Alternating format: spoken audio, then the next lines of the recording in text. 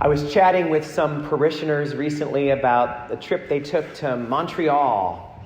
Their favorite thing there was the Basilica of Notre Dame, right in the center of the old city. Maybe some of you have been there. It is an incredible space, and they were excited to see a laser light show that is rated so highly on all the tourist websites. When they went to get information about it, they found out that on top of that, this basilica has a regular weekend mass schedule like a parish. So they decided that they would go to the 4 p.m. Saturday mass, and then they would have some time to get something to eat and then come back for the 6 p.m. laser light show. So they did that and walked into the 4 o'clock mass, and in this basilica that seats 4,000 people, they said there were about 30 people there, scattered among all the pews. Just a fraction of what's here right now. They thought that was sad, but after Mass went out into the old city and got a croissant and some coffee and came back about 5:45 for the laser light show. And when they walked up to the basilica, there were 4,000 people jam-packing it. I found out that basilica attracts 11 million visitors a year. But a much smaller number than that is there to pray. The majority are there for the laser light show. And that's how life is, and that's how this gospel is. John the Baptist, it said, was baptizing people, and everyone was losing their minds with excitement about it. Jerusalem was emptying out. All the people were traveling there. The nomads from the desert were coming. The farmers from the river towns were there. And all of them were seeking to be baptized in the river by John. But not all of them were there for the same reason. Some of them were there for the laser light show. Now, John is saying to us that there was only one group that was there that really angered him. And that is the group that was actually not there for the laser light show, but the group that was there to put on their own show. And maybe that's fair for us to just admit that anytime there's a gathering of people, there's folks doing that. You know, they're trying to see others and be seen by others. And it's not about being there, it's about having others see them there. But very few people, I think, fall into that category here. I think a lot of us are more wrestling with the question, what is it that brought me here? What is it that keeps me committed to this path?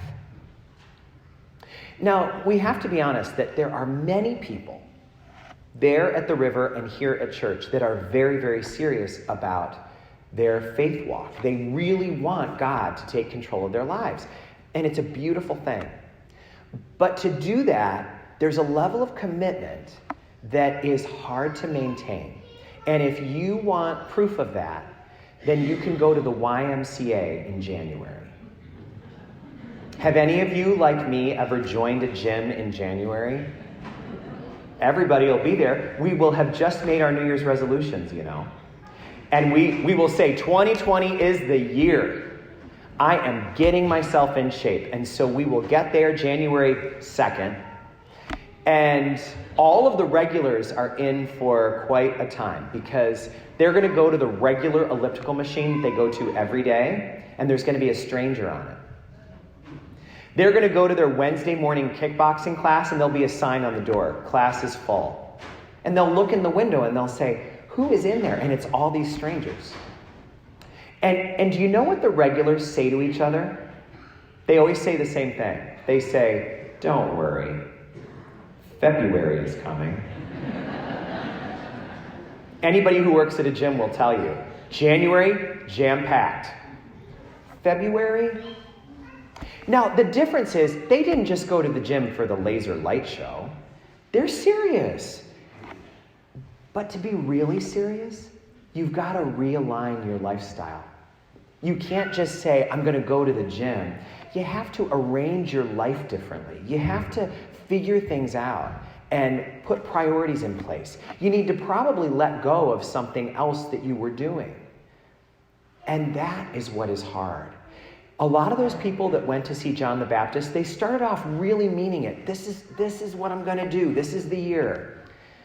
But we know how hard it is to maintain that if you don't align your lifestyle with it.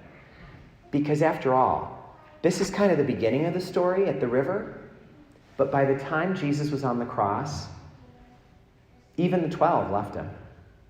Only 4 women were there. His mother and a few other followers. They were the only ones who aligned everything so that they would be there all the way through. So you can see that this gospel is giving us an opportunity to ask ourselves some really good questions for anybody who has God as a priority in their life. A good question to start with is, what brought you here today? What was it? You could have done something else. Many people do. Only a small minority of our community comes to church. Most of Ravenna is somewhere else right now. Why are you here? What is it that makes you come here week in and week out? Or if you don't come regularly, why now? What is God doing in your life that brought you here?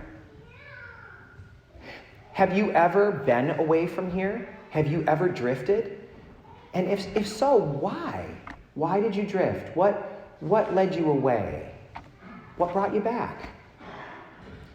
Is there something that could happen here that would be a deal breaker? Is there something that could be preached from this pulpit or said from this sanctuary that would make you say, you know what, I'm out. This just is not for me. Is there some teaching or challenge that would make you say, no, I'm not going to follow this path anymore? John the Baptist asks us a really good question. He says, do you have any good fruit as your evidence of what's going on in your life? Is there any fruit to show? Are we digging down our roots into this path deeply enough that we have fruit? We are going to have an opportunity to really purify our intentions this week because Wednesday night is that opportunity for the reconciliation service. And let me tell you, a reconciliation service is not a laser light show. The only people who are going to be there are people who are really serious about getting their lifestyle aligned with this path. These are people who really want to be at the gym, not just in January, but they want to be there in February and in June and in November.